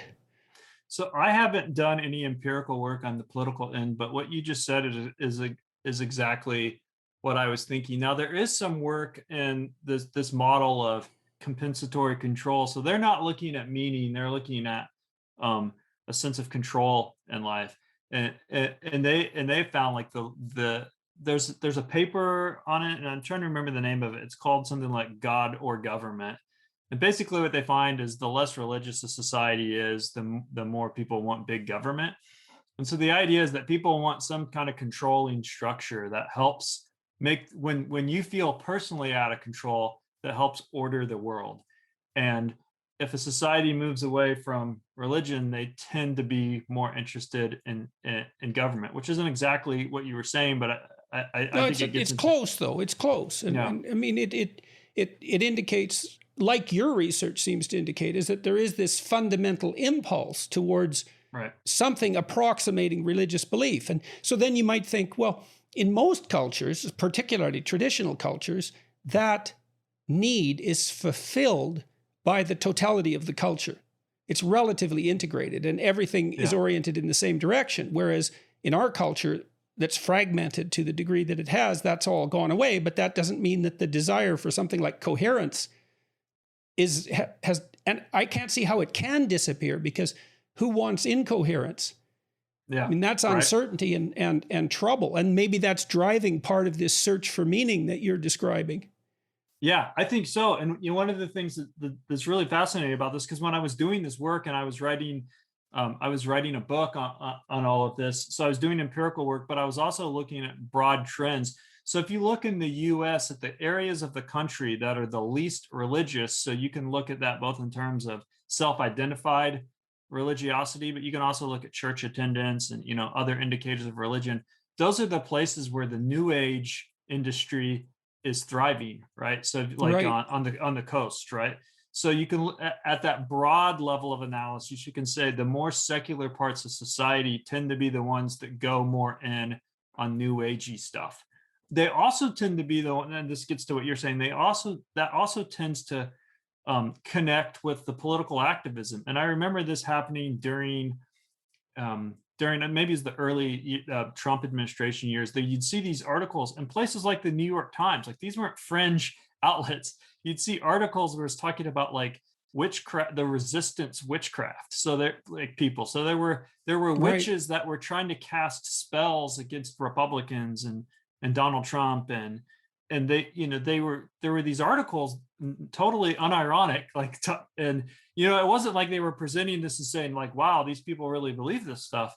They were just presenting it as, this is how it is, right? There's these people, and this is what. So imagine this is something I've read, that as it's analogous to what you're saying, that as belief in dogmatic the dogmatic traditions of religion decline, Mm-hmm. there's a corresponding increase in the number of people who claim to be spiritual. So there's a separation between spiritual and dogmatic. And so it's really easy to criticize dogma. You say, well, do you really believe that concrete thing? Right. Why not make it more abstract? Well, it's less susceptible to rational criticism. And so that's advantageous. It's more individually tailored in some sense. But the problem is it lacks structure and the ability to unite people. You know, and obviously the problem with New Age spirituality in some sense is that everything goes. Right. And there's no uniting. See, the thing about dogma, because it's codified and traditional, everyone shares it. And then you can think about it in terms of your own speaking, your own thinking as well. Like you and I can have this conversation because we accept a whole variety of things dogmatically. We can experiment on the fringes a bit. You know, we don't have to dig into what each of us means by every single term. So we stand on dogma and make a foray out into investigation. But when you get rid of the dogma, well, you get rid of the blinders and the constraints, but you seem to also get rid of the structure and the coherence and the thing that organizes the community. And it certainly doesn't appear to me that New Age thinking is more coherent than, say, Catholic thinking. Not at all. Right. Well, so you're actually getting into, you know, exactly what we observed is it appears that a lot of these New Age alternative beliefs are motivated by the need for meaning, but they don't seem to do a good job of providing meaning, because remember, they're inversely correlated with the presence of meaning. And I think for the reasons you just articulated, I mean, when we have a meaning framework of what some people might call a dogmatic framework, everything you just said, like, it organizes us. And not only that, but it gives us responsibilities and duties. So with this anything goes New Age stuff, you can just say, like, well, I'm not really into that, I'm into this. But if we have a shared religious belief that says, well, you have a duty to do this, like you have a duty to take care of your family, to, you know, you have a duty to help your neighbor, it takes away the selfishness, right? It takes away well, I don't want to do that, I want to do this other thing. And, you know, that it might be that a lot of things that provide meaning are well, you talk about this in your latest book I just read, about responsibility, the connection of responsibility to meaning. Like these dogmas give you responsibilities, where I think about a lot of the New Age stuff, it's like, you're not responsible for anything. You know, no one's saying that, well, you have to do this or you have to do that. It's almost like it's a consumer experience of, well, this works for me or this doesn't work for me. And, you know, yeah, the problem is atomization, but also that lack of, well, and we should talk about meaning a little bit. I wrote a paper a long while back about different kinds of meaning, and they're sort of paradoxical, because there's the meaning that exists when something really unknown happens. And that's a funny meaning, because you don't know what it means, but it's meaningful, it's significant, and maybe you go out and explore it. But then there's the meanings associated with things that are fixed, right? That are already in place. And it seems like you need a balance between both of those to have an optimal experience of meaning, because one takes you way out on the fringes where, you know, you're atomized and insane, and the other, well, locks you into a structure that has no escape and no room for you. So the meaning is this umbrella term, but decomposing it into its constituent elements also seems to be useful. And that would also allow for the investigation of what meaning suits what situation. Because sometimes what you want is the meaning of security, right? You want constraint. You want not that. I don't want all those choices. And other times that's not the case. Right. Yeah, I think so. So I edited or co-edited a book on the existential science of religion a couple of years ago. And one of the chapters one of the contributions to the book was making this argument that religion functions as a meta choice, and it's for what you just said. So it actually promotes freedom, because people think of religion as being like restrictive, right? Often they're like, well, I can't do the things I want to do because religion's telling me I have to do. Here's all the things I have to do, right? Here's all the rules that are imposed upon me. But this argument was religion, at least done in a healthy way, is a meta choice, in the sense that there's this behavioral economics type of research where if you have too many choices, you're paralyzed by indecision. So if you narrow down, if you have too few, it's suffocating, right? So there's an optimal level of choice in which you're free, right? You're not overwhelmed, but you have options. And so what religion might do well is function as a meta choice, which is I can reduce to one choice the system. I can buy into the system that sets up these parameters and as a guidebook for how to live. So I don't have to think about every single little thing. Like I'm making the meta choice of buying into this framework. But that in itself is a choice, because you could say, well, I'm not going to do this anymore. Yeah, well, you can think of it in that sense as something that's more akin to, and this isn't reductionistic, it's more akin to a game. I mean, people aren't annoyed when they play Monopoly that they can't bounce a basketball off the center of the board, right? They're happy because they have adopted this set of rules that it enables a kind of cooperation and competition that's enjoyable and constrains choice to something approximating an optimal range. Yeah. And you could say, well, we could play Monopoly or we could play Catan, but fine, you make that decision. You got to play something, or you play by yourself in a corner. And that issue of being overwhelmed by choices, that's something that people don't seem to be quite as what would you say? They're not quite as aware of. If you tell people about that, they think, oh yeah, I know what you mean. But our society, and maybe that's because of its individualistic nature, is we recoil at constraint. We fail to see the fact that we do want our choices narrowed to a range of, I mean, look, what's our working memory capacity? 4 items, something like that, right? Our field of conscious choice is very narrow. And so when we're presented by options that exceed that constraint, and there's other constraints, it's very easy to become anxious instead of free. Right. Yeah. Yeah.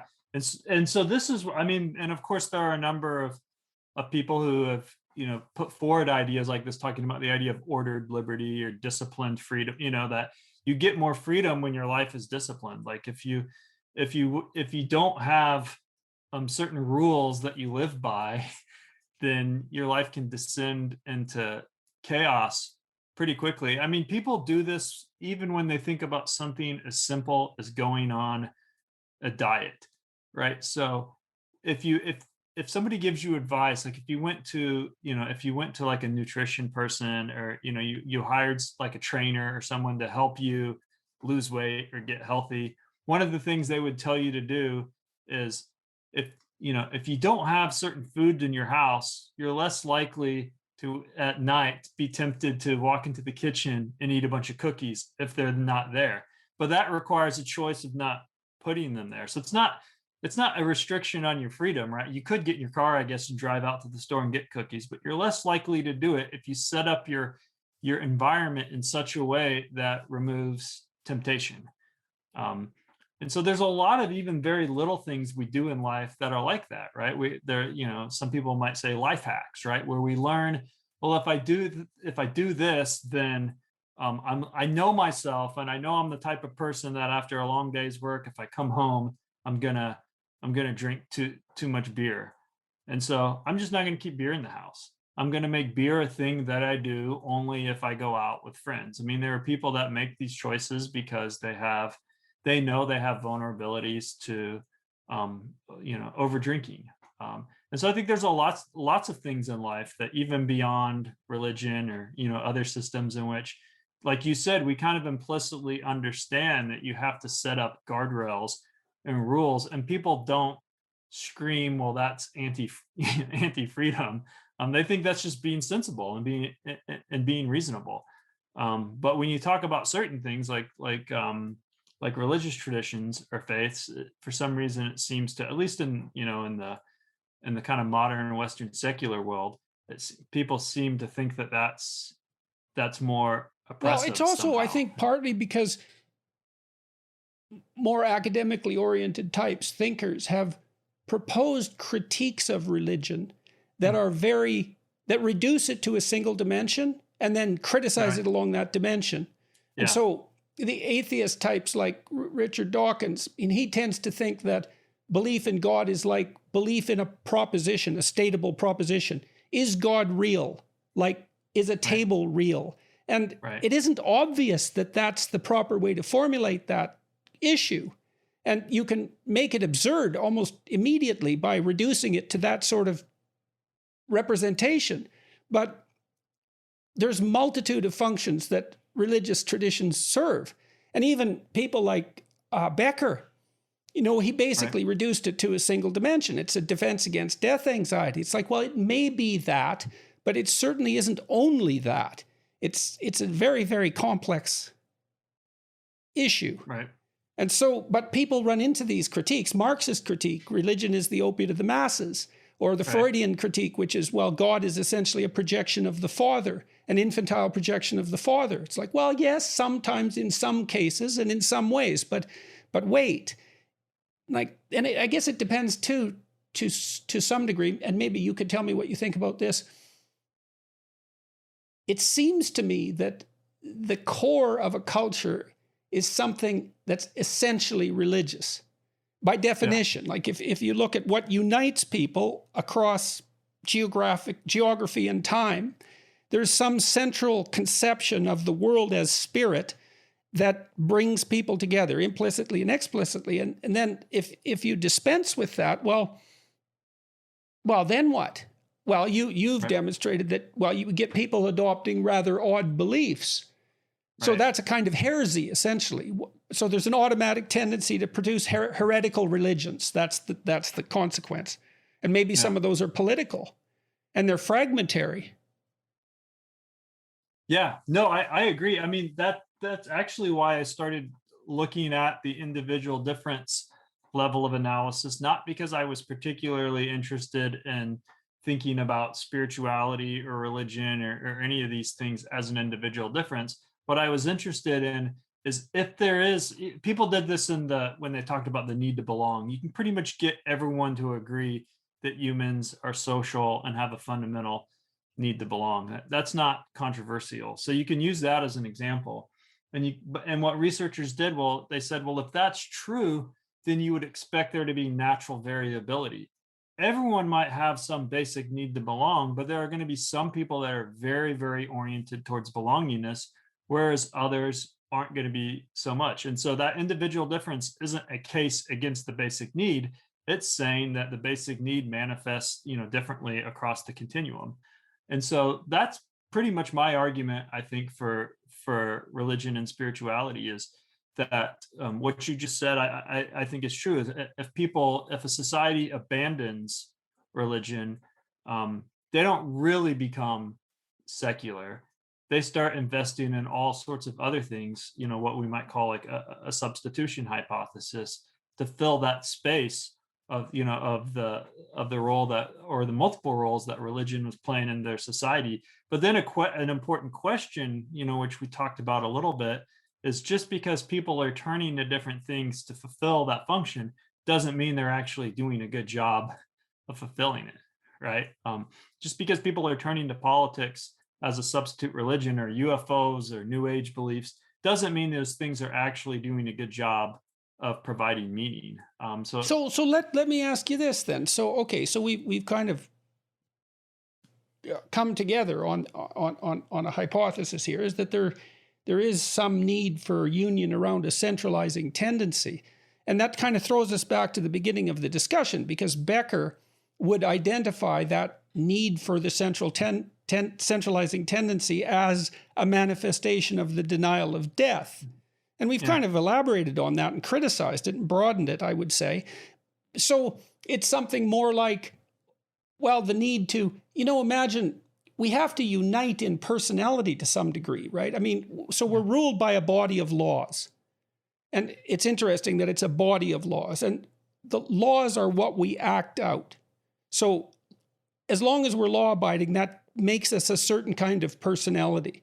And I would say a more conscientious personality, probably a more agreeable personality, probably a more emotionally stable personality than we would otherwise be alone.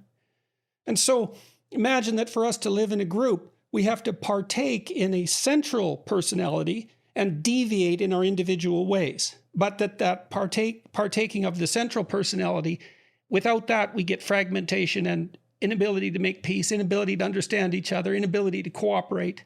Right. And that is something like the worship of a central spirit. Yeah. at least as it's acted out. Yeah. Yeah. I think so. And also connecting back to, something that we talked about, the difference between, more defense versus growth perspectives. It's not just the case that unifying around a belief is somehow, like Becker would argue, somehow allowing us to escape our anxiety. It's very inspiring and mobilizing, because if you look at a lot of the projects that we engage in, so I know you had Marion Tupy on, who's a friend, a number of weeks back, and he talked about the human progress and how that people don't see, a lot of people don't think that we've made progress. Yeah, well, they're blinded by the variability. Right. Right. But if you look at progress, there's a lot of things, and not just the progress that we've benefited from. I mean, you and I are able to have this conversation separated by many, many miles over the internet, instantaneously communicating, thanks to progress in technology. Right? We wouldn't have been able to do this decades ago. But if you look at a lot of projects that are focused on making society or the world a better place, they're projects that extend beyond our individual lifetimes. So in other words, you have to make some commitment to say, I'm not just going to be hedonistically looking out for myself and, trying to have as fun of a life as I can, and then it's over, which some people do, of course. But you have to say, I'm going to give part of myself to something bigger than myself. So that's not just a defense in my mind. You talked about something that's adaptive. That's something that's very good for society, to say it might take 50 years or 100 years before we cure this disease, or reach this, or build this project, or send something out into space. And I might not even see it myself, but I believe in it. Right. I well, that thing that we unite around, right, that might be not so much a structure of dogmatic belief as a shared ideal, some of which is described in dogmatic terms. I mean, when I look at the abolition of slavery, let's say, I mean, you can certainly come up with any number of reasons why slavery is a good idea from the perspective of the slave owner. Now, the question is, how the hell did it ever get to be the case that people decided that that was a bad thing? And it looks to me like it's the working of that ideal across millennia, really, that finally manifested itself in that ethical decision. It's like, well, there was this idea, and it's part of the Judeo-Christian tradition, that we're all imbued with a spark of divinity that aligns us with God, that we're supposed to act in relationship to that. And there was a logical incompatibility between that and the forces, that the economic forces primarily, that propelled slavery forward. And so it's not just that we're united by a dogmatic structure, we're united by a personality that's the ideal towards which we're trying to struggle, something like that. And that has more of that growth-oriented element that you're describing. Right. Like, I mean, I've been struck repeatedly by this idea recently, and perhaps it's not particularly original, that the figure of Christ in the West is at least the consequence of a millennia's long discussion about what constitutes the ideal. Look, we haven't agreed exactly because it's too complicated to fully agree on, but I do believe that we feel guilt when we fail to live up to whatever that implicit ideal is. Right. Yeah. Yeah. No, I agree. So I do think that, what you're talking about, this central, this, that we all kind of rally around, is inspirational, right? It gives people a reason to be optimistic. And I think there are, and, I suspect you agree with me, just based on, seeing some of your own discussions on current trends.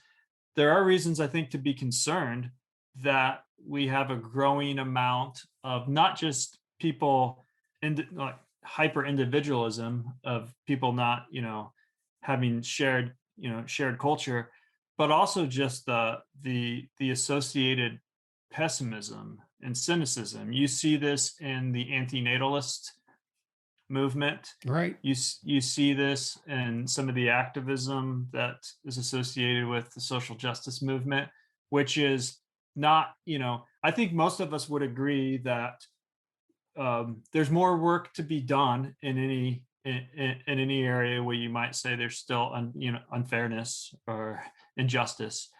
But there's this notion among at least a certain component of a certain portion of these activists that it's not going to get better, right? It's permanent. And that it hasn't got it better. hasn't it hasn't. In fact, we just so at the Challey Institute, where when you did my introduction, where I'm a scholar at, we actually just ran a survey that will probably be released by the time this podcast airs, where we recruited 1,000 U.S. university students from all over the country, and we asked them questions about progress.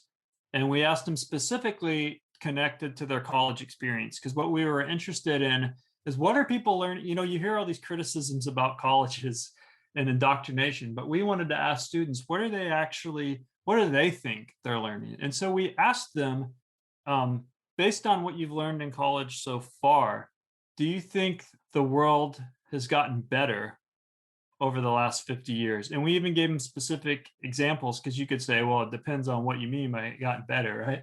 So we had examples like things that we knew based on the human progress and other data points that had gotten better, like poverty, right? That poverty has been decreasing, and I actually radically and immensely, right? And so what was amazing to me, and I can actually bring up, so I don't get the numbers wrong. So we asked people, based on what you've learned in college so far, is the world getting better over the last 50 years? And not even 50% of students said yes. So half of students don't think that the world has gotten better. And we asked the same questions about the US. Has the US gotten better? And very similar answers. Only about a quarter of the students of US college students said that they're optimistic about the future of the world based on what they've learned in college so far. Only 11% of US college students said that their college experience has made them have a more positive view of the US, whereas 45% said that their college experiences made them have a more negative view of the US. The rest said their view hasn't changed. And only half of students are optimistic about their own future, and their ability to make a difference in the world. So I could go on with all these statistics, but essentially we found a number of reasons to think that students. Well, let me back up a little bit. So if you think about objectively, if you think about American college students using the terms that are often used in this discussion, which is the concept of privilege. Like if you think about the concept of privilege, to be born in America, to live in America, you've already kind of won the lottery. I'm not saying America's the greatest, the greatest place, but compared to a lot of places in the world, there's opportunity. There's a lot more opportunity here, right? So only a small percentage of people have that privilege already, right? And then on top of that, only a minority of people get to attend university. I mean, the vast majority of the world doesn't have the opportunity to attend university, right? So at some level, it seems obviously true that if you have the privilege of attending university in America, you would think that you should be pretty optimistic about your situation in life and have a lot of gratitude about it. But what we're finding, and of course these aren't, this is just a poll. These aren't experiments or anything. We're not controlling for personality or other potential factors. But we're getting a snapshot of college students not being many of them not seeing that, there's been progress. So what are they learning in college where they're not saying, hey, wow, like maybe things aren't perfect, but they've certainly gotten better. They're not seeing that. And then on top of that, they're not particularly hopeful or optimistic about the future. And they don't seem to have a real sense of agency, right? That they can make a difference in the world.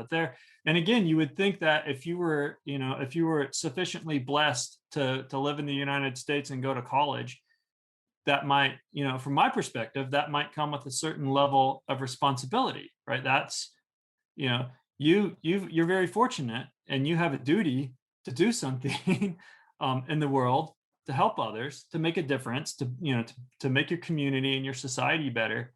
But it seems like a good portion of students aren't particularly optimistic about that and don't really see that they have a place. That they have. Well, I talked to Tupi and to Bjorn Lomborg and to Matt Ridley. These are all optimistic sorts of characters who've done a lot to document the radical improvement in absolute terms of human existence over especially the last 30 years. And all of them know that they have a marketing problem, right? It's like, why isn't this compelling? Because it's an uphill battle to get this information out there. And the question is why? And it seems to me that it has something to do with, it's in some sense too materialistic. Like, not that that's bad exactly, because isn't it good to have enough to eat and all of that? Yeah. But there's some impetus, some spiritual impetus or something like that that seems to be lacking. And then there's another issue. I don't know if you thought about this or not, but, in the Christian tradition, there's apocalypse. And it's sort of projected in some sense out into the spiritual world. So the end of the world is at hand, but who knows when? Right. Well, so it's projected, like utopia is projected. And so then you might ask yourself, well, what happens if it isn't projected? Is there a utopian and an apocalyptic tendency in human thinking? And if so, what happens if it's not contained within a religious structure? And so I would wonder to what degree the pessimists in your survey have apocalyptic visions of the future, because there's certainly no shortage of suggestions that we're continually facing something that looks like an apocalyptic nightmare. And it isn't obvious to me that that's the case. Right. Yeah. No, you see this with what's become almost a religious environmentalism, right? It's very apocalyptic. Depending on who's talking and on what day, it varies from we've only got like a decade left before the planet turns into an uninhabitable hellscape to, on the more optimistic side, you'll see some people say, well, we can still do something to mitigate it. But you do see, again, there are plenty of environmental activists that I think are very practical, very solution oriented, very entrepreneurial, who are thinking about technologies and strategies to make. Lomborg is like that. Right. But then there is an element of these activists that it is almost like an apocalyptic meaning making religion, where, because the reason I say that is because it seems to accompany this antinatalist and right view of, it's almost as if the best. So how you might ask, well, what's that got to do with meaning? Well, it's almost as if what they're arguing is the most meaningful thing that humans can do is go away. Right? Like, yes. Well, you see surrender the planet to the other species because we've screwed it up. Well, and the thing about the apocalyptic, when I grew up, the apocalypse was basically the threat of nuclear war, which seemed very real and seems to have at least vanished to some degree in terms of what people fear. And maybe that's because the actual risk has declined. I would say that's the primary reason. I mean, it isn't obvious to me that Russia is going to attack the United States with nuclear bombs. So, and China and America, well, it's not a full-fledged Cold War yet. But back in the 60s, there were many people who were entirely convinced that everyone was going to be starving and that we were going to run out of resources by the year 2000. I mean, the population bomb, Ehrlich's book, the Club of Rome, all these people said, oh, we're going to overpopulate the planet and we're going to run out of resources. And we didn't, and we aren't going to, by all appearances. We're going to peak at about 9 billion. And it wouldn't surprise me at all if in 100 years, the fundamental problem is that there aren't enough children. I mean, I don't know, and who knows, because 100 years is a long way away. But that apocalypse, those apocalypses didn't occur. And we have the environmental apocalypse. And it'd be interesting to see the more pessimistic students that you described. Do you suppose would they be more likely to fall into the search for meaning camp? Would they be the ones that were more susceptible to alternative quasi-religious beliefs? Do you know any of that yet? Because it'd be interesting to look at all that in relationship to views of the future. Yeah, no, so there are some data points that I can bring up, not from my survey, but that I think speak to this issue. And other issues you raised, including the materialism issue that you brought up about progress. So for one, there has been global data looking at meaning across different countries. And as it turns out, people in poorer countries report higher meaning in life than people in richer countries. Even when you control for religiosity, the effect remains. Religiosity explains part of it. Religious people have more meaning. But even when you control for that remains. So what's the story there? Well, it could be that in poorer countries, people are naturally more interdependent. Right? You're not as individualistic. You have to help each other, and so it's much easier to see how your life matters. Right? People depend on you. Well, I just interviewed a man who was held in Guantanamo Bay for 14 years and released, and he came from Mauritania. He came from a tribal society, like literally a tribal society. He's not even one generation removed from that. And he went to be educated in Germany when he was an older teenager. And when he got to Germany, he was alone in a room for the first time in his life. And he said it really upset him.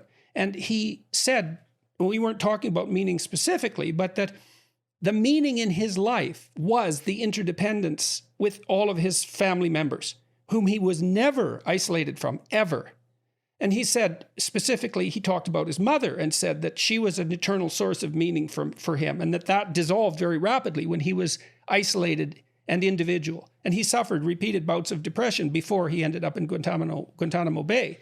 And so I'd never talked to somebody who had come from a tribal background like that, and was struck by that degree of interdependence. I mean, we don't know. The students that you're describing that are pessimistic about the future, many material things have improved, but maybe we are more atomized than we were 50 years ago. I mean, I don't know. Right. I think families are more fragmented than they were 50 years ago, arguably. Yeah. And some people, I think Putnam, again, have argued that social institutions that pull people together have become much less prevalent as well. I think, did he write Bowling Alone? Was that Putnam? Yeah, he did. Yeah.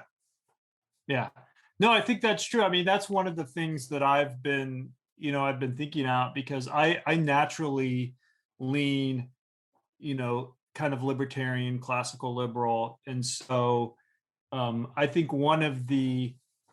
this is something I'm, as a psychologist, I'm always talking to people in this space, because if you're smart and have high trait self-control and are relatively successful, then it's pretty easy to be libertarian and think, well, I can choose whatever I want to believe in, and I don't want to tell anyone to do anything. The extreme libertarians, like, I don't want anyone to tell anyone to do anything ever. But one thing I'm always telling these people is, but that's not how most people are. And one of the challenges that comes with the success of the free market, which I'm a big advocate for, is affluence, right? Like, markets have made, capitalism has made societies wealthy, but potentially have created this psychological vulnerability that you're talking about. So on the one hand, yes, we've progressed in many ways along material lines, but to what extent has that potentially contributed to or created certain vulnerabilities in our social lives?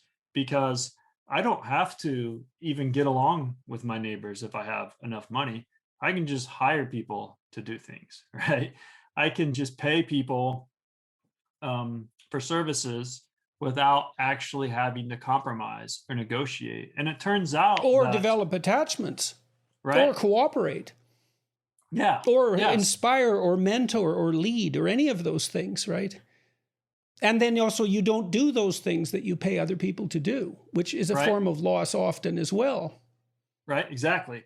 So I think this is taking us back to the unifying religion idea. I think this is a good example where you might need something in a free market society. Having religion is a good counter. And that's not a novel, of course, that's not a novel observation, because a lot of people have talked about this. In fact, I'm in a business school, and one of the growing areas, popular areas that people are interested in is ethical leadership.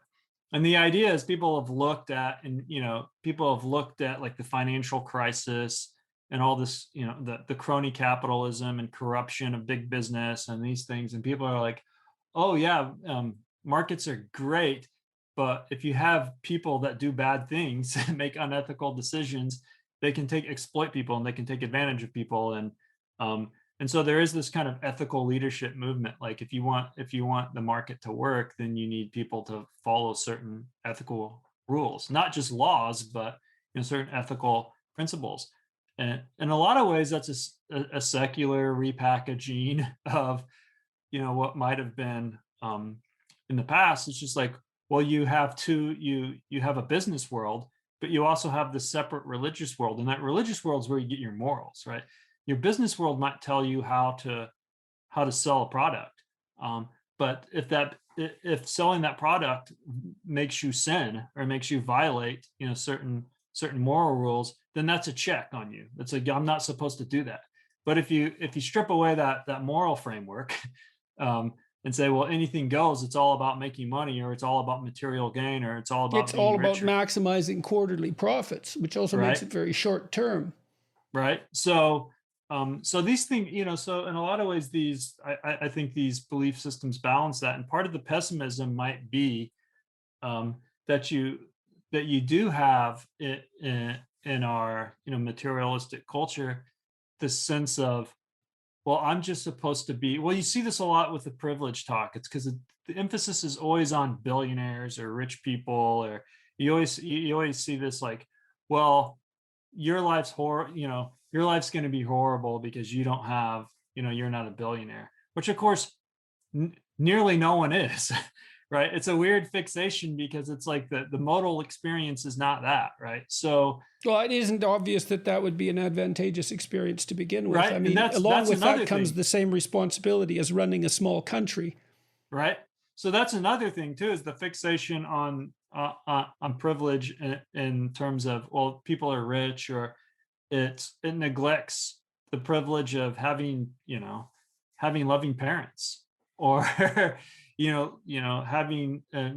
access to nature, or I mean, there's just so many things in life that don't boil down to that material wealth. And so that might be part of the issue, like you raised with people like Marion Tupia. I know Marion, and we've talked about this a lot as well, is because this is something that he's grappled with, is why can't people be like, wow, like I'm just really, really thankful to be alive right now, because it's demonstrably better than it was 50 years ago or 100 years ago, certainly 200 or 300 or 400 years ago. But yeah, maybe there is a tension that. Well, when have you done anything in your lab like a qualitative taxonomy of meaning? So imagine, because one of the things I've sort of thought through is, where do people derive proximal meaning? And so, and I kind of thought this through as a clinician. You should probably be about as educated as you are intelligent, or there's a lack. You need a career or a job, especially if you're conscientious. You need a vocation if you're creative.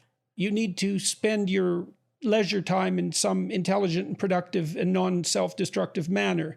You need an intimate relationship. You need a family, etc. You can list maybe a dozen things that seem to be proximal sources of meaning, but I don't really have any idea how those rank order. Yeah. I mean, what is it that people require to make them feel both secure and exploratory? Is that a stable network of family and friends? Like, what's on top there? Do you have any sense of that?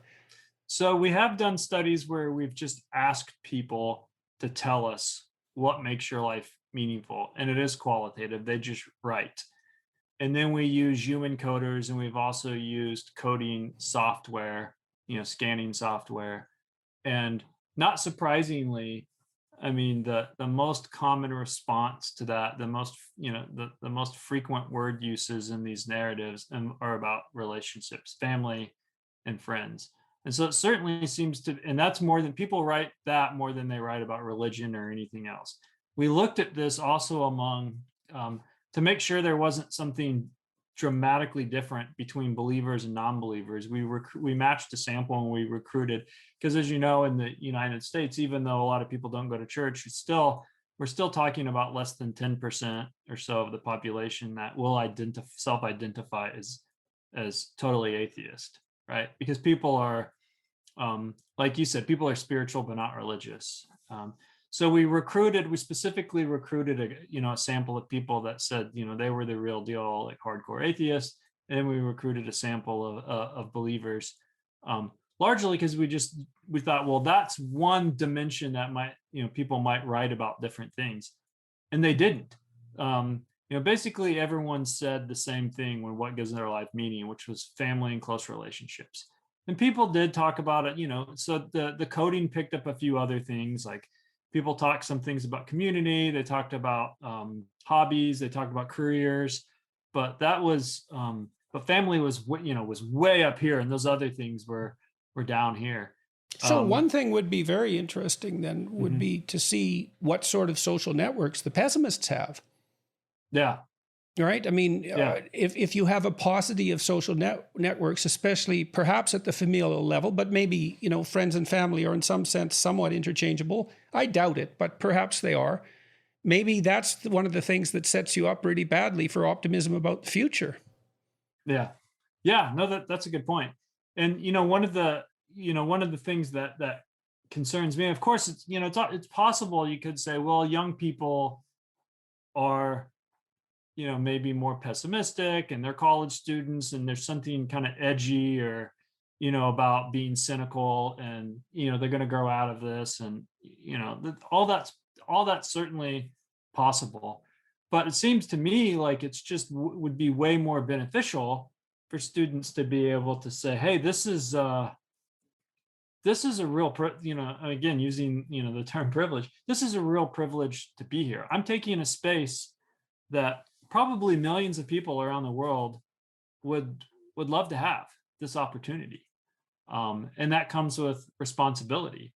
But that doesn't seem to be that if you talk to people about responsibility, that gets you almost nowhere. Well, that's funny though, because when I went on my tour for my book, I went to about 150 different cities, and one of the things that brought the audience, the only thing I would say that brought every audience I talked about it with to a complete silence, was the idea that meaning could be found in the adoption of responsibility. And so it was peculiar, because my original attitude would have been much like the one you just expressed, which is, well, good luck selling responsibility. That's what parents and figures of authority do all the time. But the thing is, they don't sell it as a source of meaning. Right. Yeah. They sell it as a moral obligation. And that's fine, because you can see the moral obligation element. But what they don't explain is that in undertaking that moral obligation, you find a sustaining meaning. Right. No, I totally agree. I mean, one thing that that I think that is interesting, where people I think a lot of people misunderstand meaning, is they get that it's social. Well, it's like, you can tell people find meaning in relationships, and that makes total sense to people. But in our society, people often think of relationships in a very or I think about the meaning of relationships on a very superficial level. What I mean by that is people just like, well, you need people to like you and to support you. And you see this in the way we often approach things in academia, which is students want to feel supported. And so you see this very caregiving approach to social relationships, which I just want, we need to make sure there's no bullying, which, okay, we all agree on that. We need to make sure that people are nice to each other and that we have inclusive environments. And that's all great. But to me, that's not meaning. You need to So here's a good Well, that might example. be the meaning of one kind of security that's rather maternal in its orientation, but it Right. certainly doesn't exhaust the range of meanings that we might be encouraging university students to pursue. Right. So here's an example. Imagine that you were, we'll use work just for, it'll be something people can understand. Imagine you were on a work team. A team got put together to work on a project, and everyone on that team was very nice to you and very kind to you. No one ever said a bad word to you. No one hurt your feelings. Everyone was very supported. But when it came time to get the work done, no one was interested in your contributions. In fact, they were like, oh, you don't need to worry about this, Jordan. We'll take care of it. Oh, that's fine. We all love you, Jordan. You're the okay. So think about that scenario and think about a different scenario in which, yeah, maybe there's more conflict, or maybe it's not high fives all the time or people aren't supporting you, but your contribution is valued. You're making a significant contribution to the team, and you're needed. People Yeah, are well, that like, would be yeah, more well, akin to a sports team. right. So but oftentimes I think in our society, the first approach is what people think of, and maybe like you said, it's a more of a maternal thing, that it's like, well, we just need to support people. But the problem with that is that's not a recipe to feel like you matter.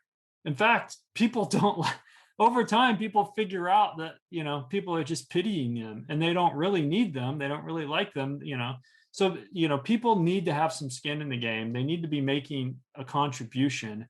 This actually connects to the argument that I have against things like universal basic income, um, which we can or don't have to get into. But the idea is, it's great to think about taking care of people, that that we like that. Like, it feels good to be like, oh yeah, well, we want to help people. But oftentimes, just taking care of people isn't allowing them to have agency. It's not allowing them to make a meaningful contribution. It's in fact, it could, one of the predictors of the desire to die by suicide is feeling like a burden. um, to and so you can have the opposite effect, where people feel like, well, the most meaningful thing I can do is to opt out because I'm not making a contribution.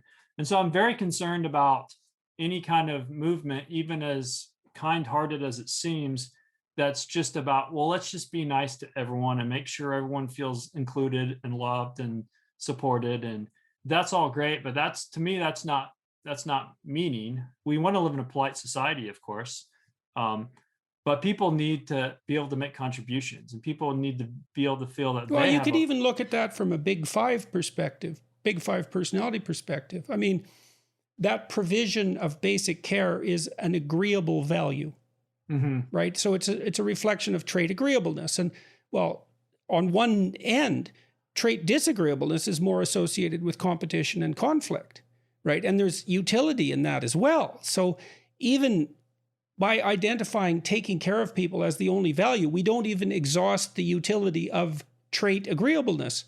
Right. And then there's the meanings of duty and industriousness and orderliness that are associated with conscientiousness, and the meanings of creativity that are associated with openness. And you could maybe put security for neuroticism on the same axis as care, conceivably. But there's also meanings of extroversion, and none of those are addressed with a sole focus on providing security to people, let's say. I mean, I don't know if using the Big Five framework in that way is a good way of parsing up the universe of meaning, but, we do know those dimensions exist. Yeah, no, yeah, that makes sense. So, so I think that when we talk about even social meaning, it has to go beyond just simple connectedness or having a lot of friends. I mean, this is why, if you look at like the loneliness literature, this is what people can be surrounded by people who love them and still feel terribly lonely, right? And still feel totally isolated, even though they're in an environment where everyone's being kind to them, and where they have a lot of social interaction. And so, that one of my concerns about some of the movements that we're seeing, that I again, going back to the pessimism thing, that seem to come from this idea of, well, there's not going to be any jobs for anyone, everything is going to be automated, and if you do something, it's just based on luck because some people are really smart, and so they're going to be privileged in the cognitive economy, and then there's going to be people that can't really do anything. And so if you're a kind-hearted person, what you do is you just say, well, we're going to financially provide for people. We're just going to take care of people. But to me, that's pretty insulting. Well, it doesn't may not address the core problem, which is it may not address the core problem. Yeah. But I think it's very arrogant to assume that you have the answers for who can and can't contribute. I mean, when I worked when we were starting with, my history, before going to graduate school, and I worked in social work and outpatient clinical mental health, one of the things that we did, because it was an outpatient clinic, and we had people with severe schizophrenia. Some of these people really couldn't hold down jobs, and they were on disability, and they had a really hard time. But many of them did, even though they were severely mentally ill, or in some cases, in another group that we worked with, had severe developmental disabilities. They still wanted to be contributing members to society. And so what the goal of a lot of the work we did was to integrate them. This is why it was an outpatient program. Was they needed some support, right? They needed a caseworker to check on them. They needed an employer that was open-minded to finding ways for them to contribute. But I had this one client I worked with who, you wouldn't want him in an office place. But he was a very talented programmer. And so this employer, this was way before the remote work phase. This was decades ago. But this employer figured out, well, this guy can work from home. He does good work. He's got a methodical mind. But he's just, he can't be around people. Everyone else it won't create a good office environment if he's here, because he has auditory hallucinations, and he's very paranoid, and he self-medicates with alcohol, and then that makes things even worse. And so he just adds a layer of chaos to the workplace that we don't need. But he actually does good work on his time scale when he can do it. And so he had, he was working, like he was doing something. And then I had clients in another job I had that had severe developmental disabilities, but they wanted to go to work. They wanted to do something. They wanted to have the dignity of feeling like they had a job to go to. And so those are just a couple examples, but that kind of experience, that kind of practical experience, stands at odds with a lot of what I see in a very more academic discussion, which isn't based on anyone's real life. It seems it's based on these hypotheticals of, well, jobs aren't that meaningful, and some work is boring or monotonous, and so the best thing we can do for these people is just make sure they have a universal basic income or whatever, so they can just do whatever they want with their time. But that, like you said, that might not that brings its own hazards. Right. So we started this discussion talking about Ernest Becker and a rather unidimensional view of meaning, but your walk through your research and this discussion indicates that you've, as a consequence of studying this for so long, you've developed a much more multidimensional sense of meaning. Yeah, that's absolutely. Not reductionistic in the same way, that's not merely defensive, that can't be reduced to the terror of death or defenses against that. And so, is there anything else you'd like to talk about before we close? No, I think we covered a lot of the areas that I'm interested in. I mean, one thing I'll just, I can just add that, because you're absolutely right. Like what I've tried to do, and this is part of what I like about being a researcher, is I've tried to just kind of follow the data. Like I have ideas, of course, I have my own biases, and but I've tried, like with the nostalgia work I talked about, I try really hard to, test hypotheses, but then look, kind of see what's going on, and then that gives me ideas, or make observations in the real world, and that gives me ideas. And so, you're right. I have gone kind of on this journey where I definitely started out in this more kind of defensive approach, because that's what I learned in graduate school, and have moved more towards this explorative, growth oriented, kind of creative approach to meaning. And I do think they are connected through, some of the attachment and social and cultural security systems and frameworks we talked about. But now, so I'm even going further in the direction of looking at like how meaning contributes to things like entrepreneurship. Because as you noted before, there's a certain level, even if you look at the developmental literature on attachment, like you talked about the studies where the little kids, when they venture away from mom's the security that gives them, that makes them feel like there's something there that will protect them, which makes them a little bit more willing to explore. Well, if you scale that out on a society level, and we look at topics like entrepreneurship, which involves risk taking and putting yourself out there and oftentimes failing repeatedly, is that, can you imagine that same kind of framework where a society that has existential frameworks, whether they be strong social relationships, religion, other cultural worldviews, that provide the type of security that encourages people to innovate and to take risks, and so that's kind of the direction I've been going in more recently, which I think very much connects to this overall project that we've been talking about, because we need that, right? We need risk takers. We need people who are optimists, who can look at the same set as data of everyone else, and everyone else feels pessimistic, to be like, no, I think there's a solution. We just haven't figured this out yet. And I think those people are often inspired by meaning, right? Meaning isn't, in my world, another way to say this, meaning isn't an outcome variable, it's a predictor variable, right? It's, because we tend to think of meaning as an indicator of well-being, which it is, but in addition to that, I would say it's a cause. In fitness research, they've done some studies showing that when people think about what's important, what's meaningful in their life, they're more likely to exercise. When you feel like your life's meaningful, you've got like a reason to get up every day and do something. And sometimes that something is take risks, to try new things, because you want to make the world better. You want to make life better for your family.